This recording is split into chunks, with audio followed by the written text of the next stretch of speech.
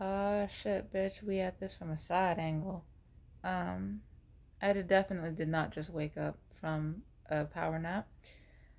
Lads, lasses, and non-binary daisies. Doesn't work with lasses, it has to be ladies, but whatever. Um, you know how I consistently say that I need my dragon books to have a bit more dragon? Well, this book is just weird.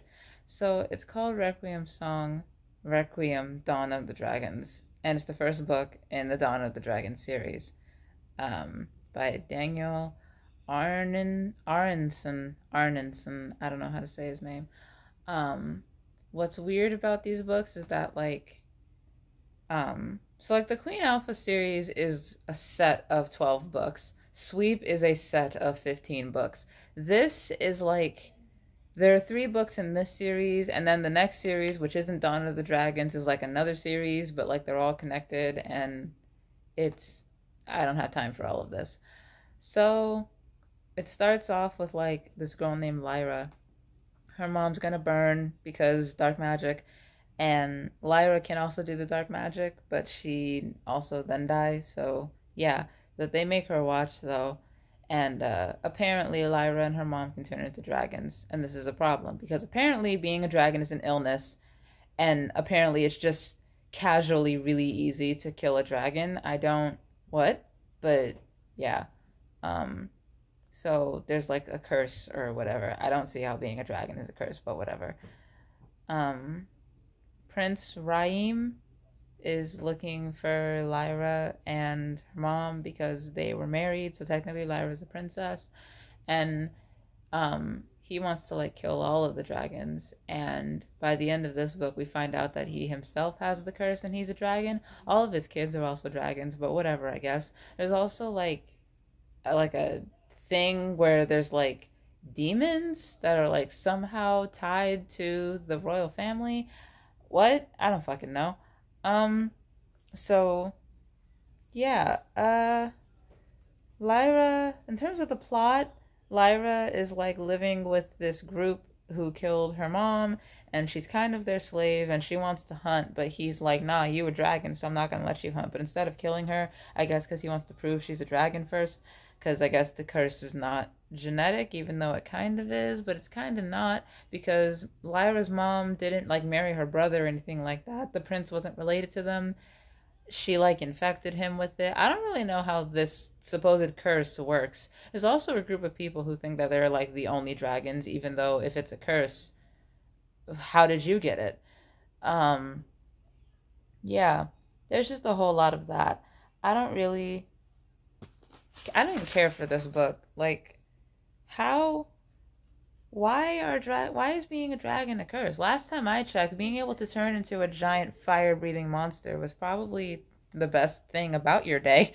Like it's also called Requiem Stream because there's a city where the dragons live, and there it's the one of the dragons that died was named Requiem, so the city's named after her or whatever.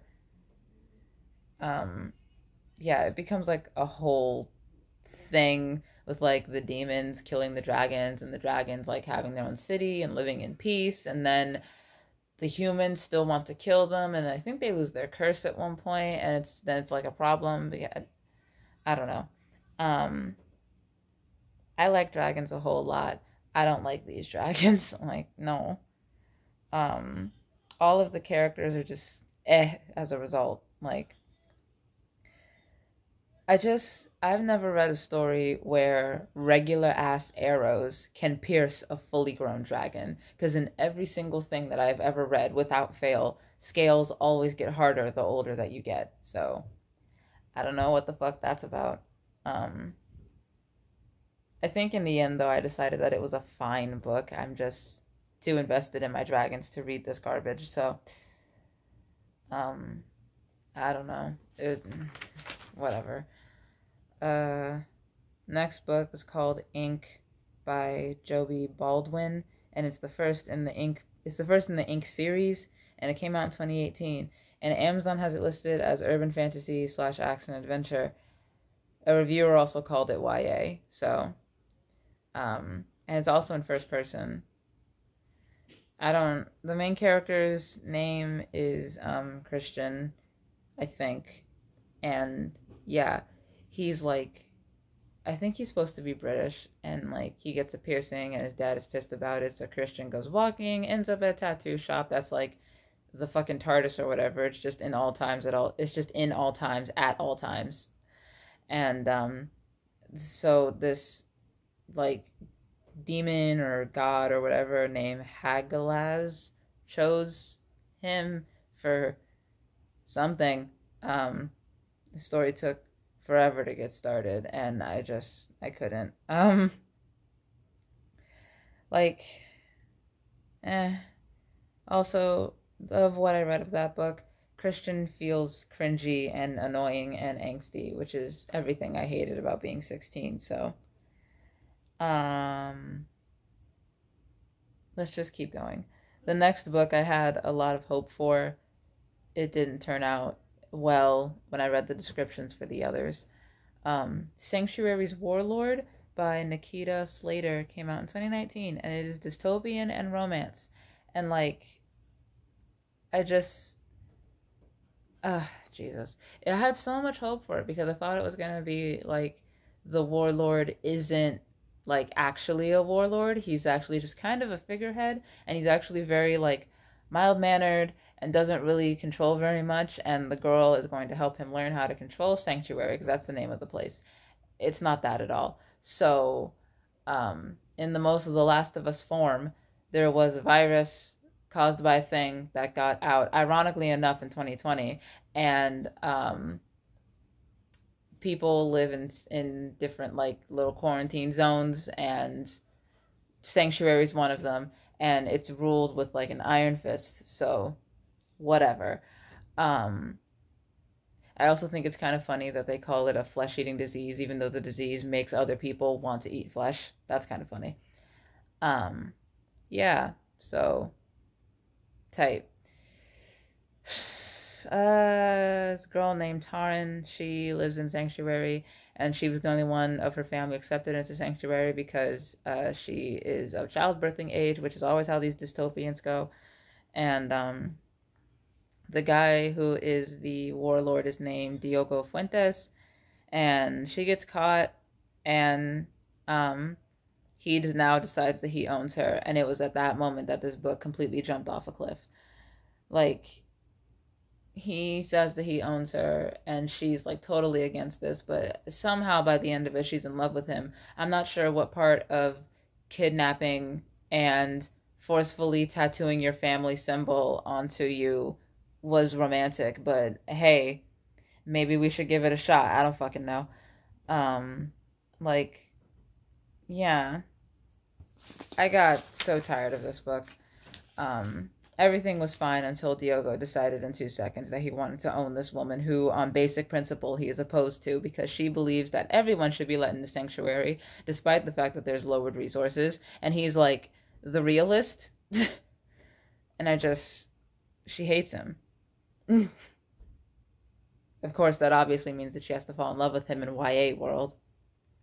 Not to say, I just remembered my own personal love story. Not to say that you cannot like learn stuff about people and realize that they're not actually an arrogant asshole. Diogo is an arrogant asshole, like through and through. Also, at the end of the book, she gets bitten or whatever. I don't fucking know. They're zombies, but and like again, as with when After the Devil Has Won, as with that book, it is one thing to be altruistic in like a world like ours where like everything's not ending, but like there are zombies.